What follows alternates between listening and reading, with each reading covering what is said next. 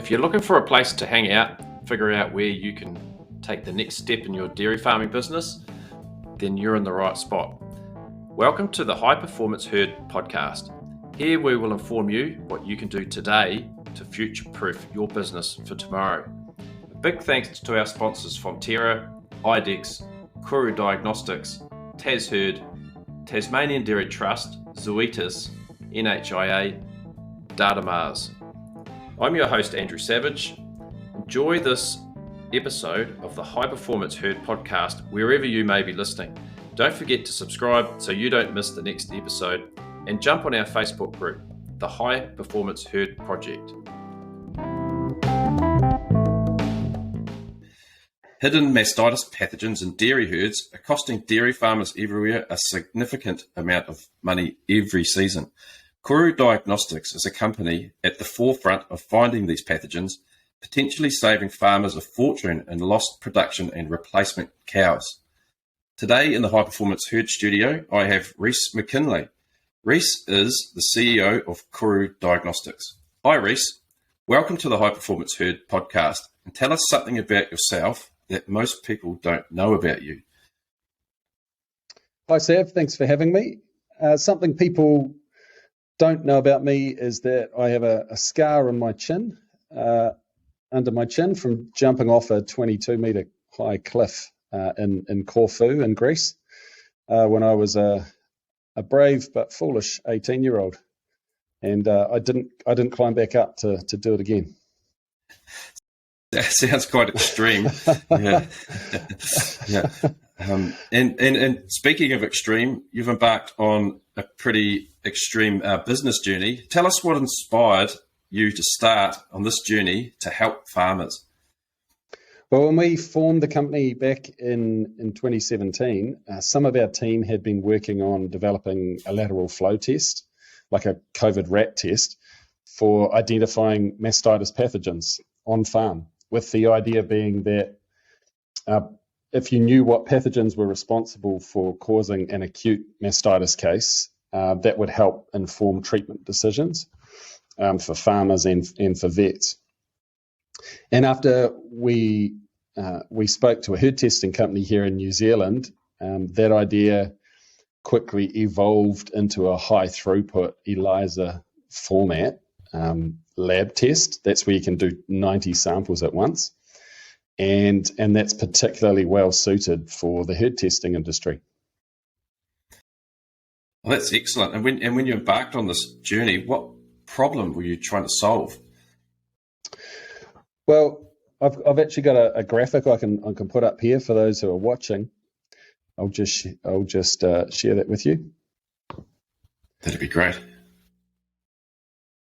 So mastitis is a $30 billion problem for the global dairy industry.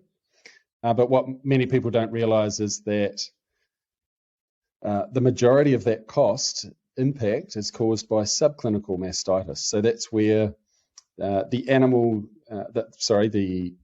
milk and the udder actually appears healthy. The animal appears happy enough, but she's actually making 4 to 8% less milk. And that's obviously a really big problem for dairy farmers. And Staphylococcus Aureus is a major cause of subclinical mastitis. So it's contagious, it's difficult to treat, and it's actually quite hard to detect accurately. So yeah, that lost production really hurts farmers, especially with the high cost of or the high value of milk these days. But often because there's no obvious sign of infection or of discomfort for the cow, they often don't take action to stop that milk production loss. And with that scale of production loss, I use the analogy of a farmer walking past a bulk milk tank with the tap open, just milk running onto the ground, and not stopping and turning it off. You wouldn't let that happen if you knew it was happening. And having high individual cow somatic cell count and having elevated bulk cell counts are signs that your production is taking a hit. This $30 million you mentioned is a huge, it's a huge amount of 30 billion. And I guess if 30 you're a billion. dairy farmer sitting here, you would be thinking, you can't say that's not me, so this has an impact on every single dairy farm. And actually, we did a little trial here in Tasmania last year, didn't we, Rhys? And on one dairy farm, drying off these cows early, I think it was around about $40,000 in lost production. So that gives you an idea of the value of finding these subclinical cows. Yeah, that was one farm. So the farm trial that we've done here in New Zealand, we had 5 farms involved. We measured right down to individual animal levels. The high cell count cows, how much less milk they were making than their average low cell count herd mates. And the value of the milk over the course of one season was $242,000. That's New Zealand dollars, so about 230 Australian. One season, 5 farms. Massive hit to those farmers' pockets. Yeah, that is huge. And when we talk about sustainability, that's why we got Koru Diagnostics on board the High Performance Herd project. You mentioned the test is well suited for the herd testing industry. How was that?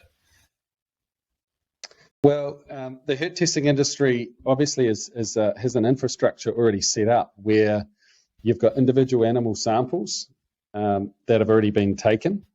They've already been pre-screened for somatic cell count, so those are animals that are fighting an infection. And so you have all the mastitic cows already pre-screened and pre-sampled for us, and that's our target. That's exactly the samples that we want to be running this test on. The other reasons that it's well suited for the herd testing industry is that, well, it's great for farmers. There's no extra work involved. They just need to subscribe to have this test run on their high cell count samples, and they should get those results probably within a couple of days of running their herd test. It's not so urgent to report them immediately because these are usually chronic infections that have happened over a long period of time, so a day or two won't make too much difference. The test isn't affected by carryover from one milk meter to the next, which can be problematic for other diagnostic methods where you're trying to grow bacteria or detect its DNA, so PCR. Herd testing is also useful because you have historic cell count history on your farms that struggle with cell count every season. So you actually know those farms who could benefit most from this technology already, which is pretty helpful. And the other reason it's well suited is that this is a really high sensitivity test. When you're screening herds to try and find cows, you want a high sensitivity test to pick those animals up, true positive animals up, the first time you look for them. If you miss them, they go back into the herd and can infect other herd mates, and it takes longer to try and get on top of your contagious mastitis problem. So the test has a diagnostic sensitivity of 92%. And an overall test accuracy of 95%, which is very high. Yeah. It's really interesting. And what we're finding here in Tassie, we're probably early adopters, but the vets are getting really excited about this. And the farmers are consulting with their vet. They say, what do you think about this test? And they just say, it's a no-brainer.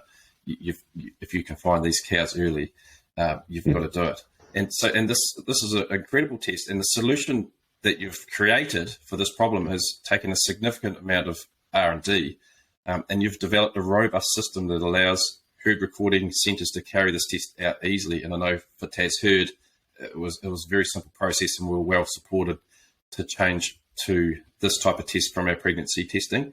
Tell us about how this test actually works. Well, yes, we did spend a lot of time and money getting this product developed and optimized and eventually commercialized. This test works by rather than looking for Staph Aureus bacteria, which actually have a habit of shedding cyclically or intermittently, or sometimes, which means sometimes not at all.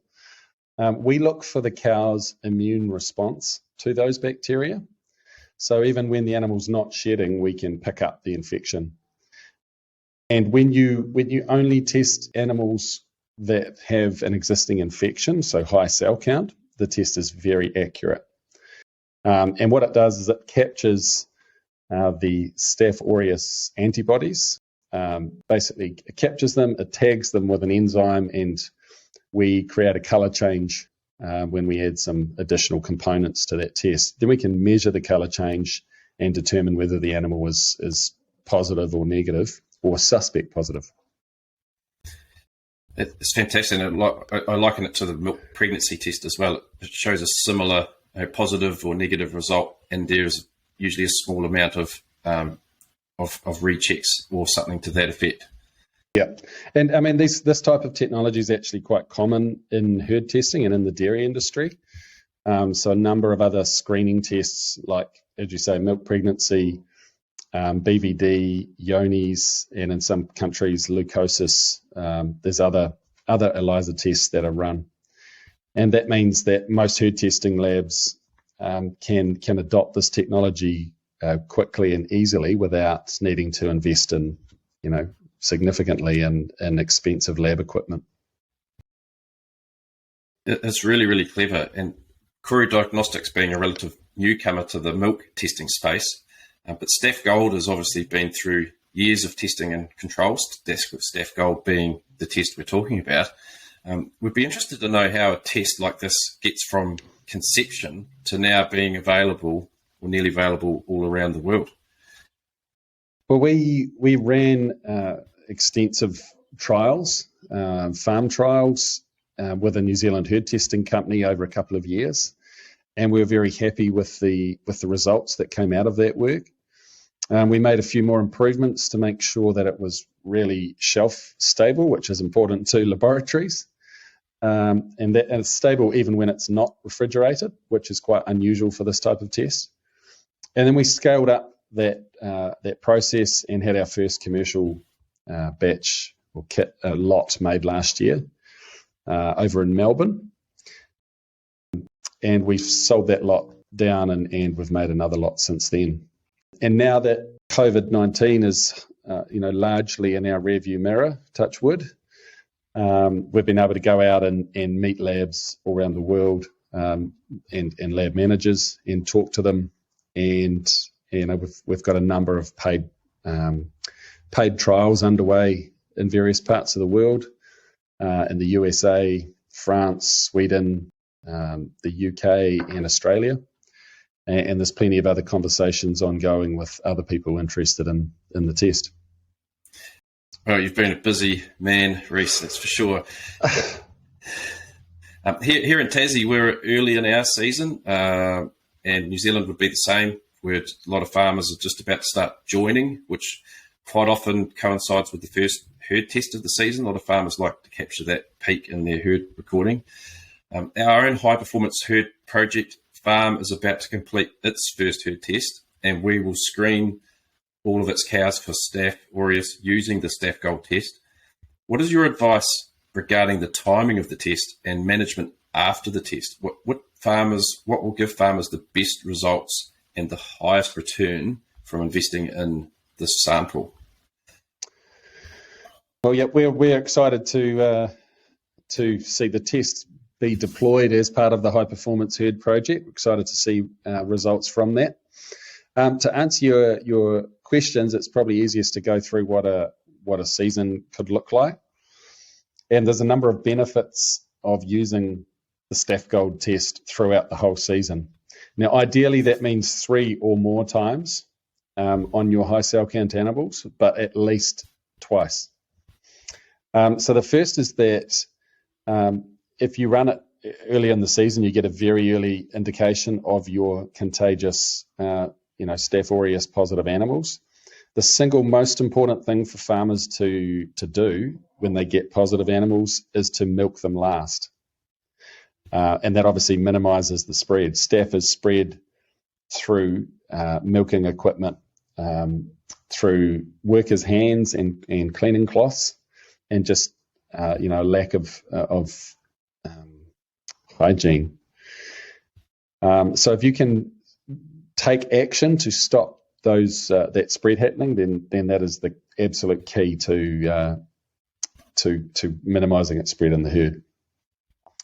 And if you can avoid the spread of contagious mastitis in your herd, you'll avoid the significant loss of milk production that follows. So effectively, you will make more milk if you can avoid that spread, and obviously you'll make more money.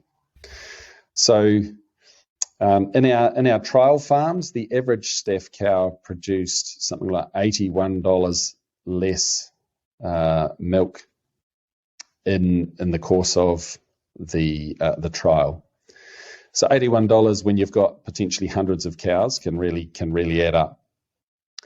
And that's just milk production costs during the season. That doesn't account for any treatment costs, cost of discarded milk from antibiotic treatment, or any early dry-off losses.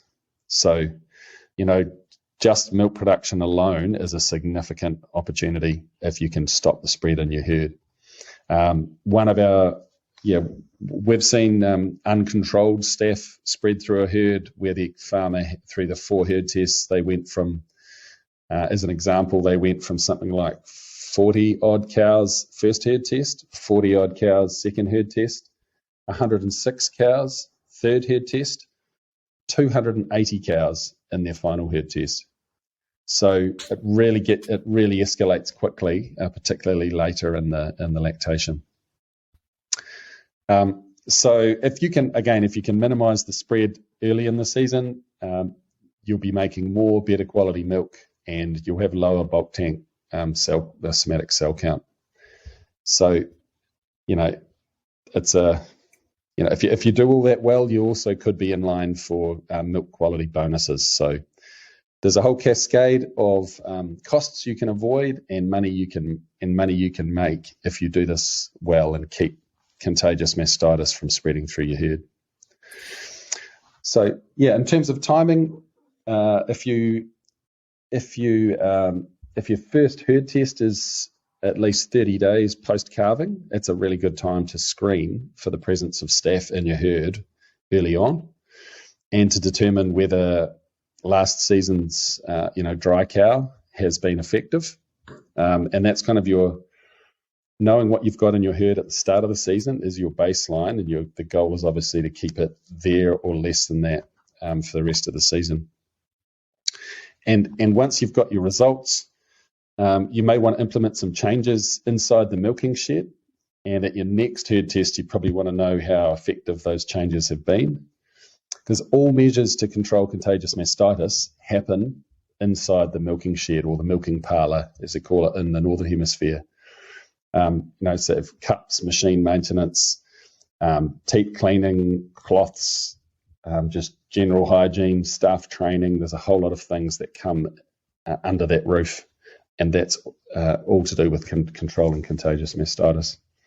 And your Staph Gold results are a metric for how well you're managing that whole process. And if they're not where you want them to be, then obviously you can change your behaviours inside that milking shed. But what we've found over the season is that if you've got 2, 3, or maybe 4 or more data points over the season, the quality of the data just gets better and better in terms of your future decision making. Particularly on you get a really good view of the staph status of the cows in your herd and how long they've been infected for, and that data is excellent for making decisions on dry cow, and eventually for culling decisions. So if you've decided to treat an animal with dry cow because it had staph a couple of data points in the previous season, you treat it with dry cow and it's still got staph in the new lactation, you've just identified a cow that is not only chronically staph infected but therapy resistant. And that's really useful information for you and your vet to have. Yeah, and I guess selective dry cow, I know across the ditch there in New Zealand is it's already happening, isn't it? And I think the writing's on the wall here in Australia. And to have this information is so powerful. We've just started reporting on pre-dry off and post-dry off cell counts, and to also couple that with a Staph Gold result would be huge. We've had a few tests come through. Farmers are picking from around 250 cell count and above to run their test. So you don't have to run it on every single cow, but you can choose which cows you'd like to run it on. And your recommendation was around that 250 mark. That was right. Yeah, in some countries 200. I mean, 150 cell count is actually a mastitic animal. So 200 is preferred in some countries, 250 in others. So it's really up to the herd testing company and I guess the farmer to some extent where they want that cutoff to be drawn. And the idea is that you pick up the vast majority of staph cows and, using that cell count cutoff. It's been really powerful for those few farmers we've had that have used it. And say out of a 300 cow farm, they've had about 40 cows that they've now been able to manage and put a mark on and sterilise those cups and just know the hidden creepy crawlies that are in that animal and the potential for cross-contamination. So it's been really, really, really good early on. Yeah.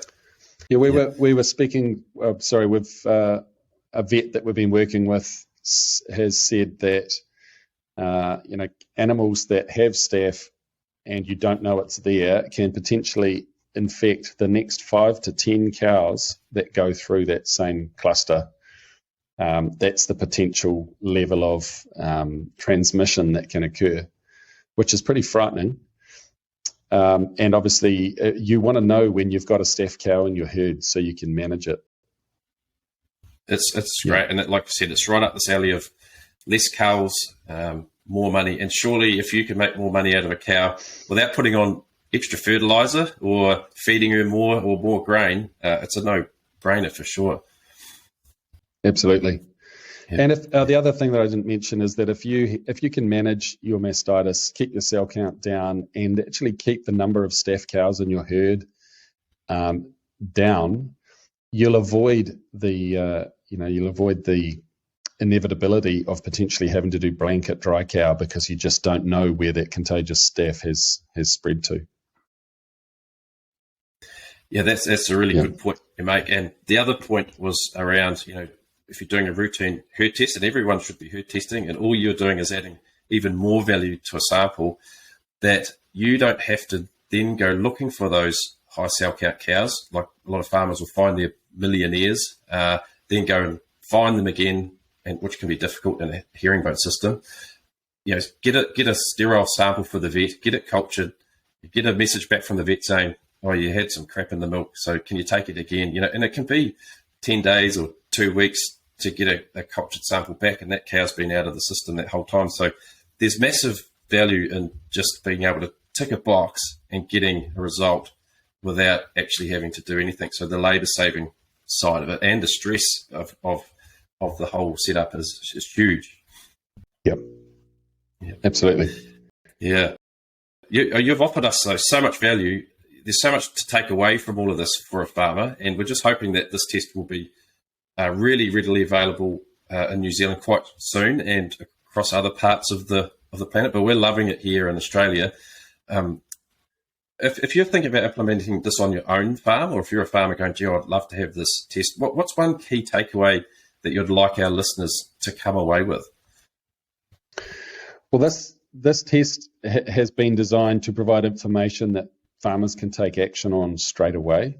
That's the key. That's why we develop it. We believe that if you're going to run a diagnostic test, it should change behaviour. The result of that should change behaviour or confirm existing behaviour. So what the test does is provides new information you can take immediate action on, and that means milking positive animals last. And this is the most accurate and affordable way to get on top of contagious mastitis in your herd, to make more milk from the same amount of feed and put more money in farmers' pockets.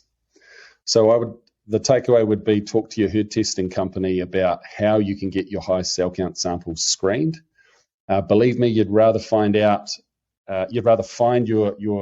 positive animals early in the season so you can manage them than find out 3/4 of the way through that you've got staph exploding in your herd, your cell count's through the roof, and you're left with no option but to dry off cows early and use blanket dry cow therapy, which are both hugely costly exercises. So please give it a go. You won't regret it.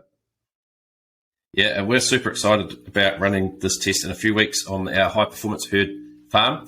If a farmer's sitting here going, man, I want to make some more money, how do I get hold of you guys? What's the call to action? How would someone actually get this test on their farm? Well, they need to talk to their local herd testing company, would be the first step. They're welcome to, if they want to learn more, they're welcome to obviously hop on. Would encourage them to hop on and have a look at korudiagnostics.com or staphgold.com to learn more. And we'll be adding more content all the time on that, and farmer testimonials and what have you. That's great. korudiagnostics.com or staphgold.com. It's STAPH. And if anyone's welcome to also contact me in Tasmania, and we will put you in touch with Rhys and his team as well. And you've got some great support and people in the background, I know, if anyone has any questions. I want to thank you so much for your time today, Rhys. It's really been valuable. Again, it's just highlighting the steps that farmers can take to make more money without actually spending more money or higher inputs. And it's just fantastic. And it really aligns with our project here around creating clarity for farmers. So thanks very much. My pleasure. Thanks for having me.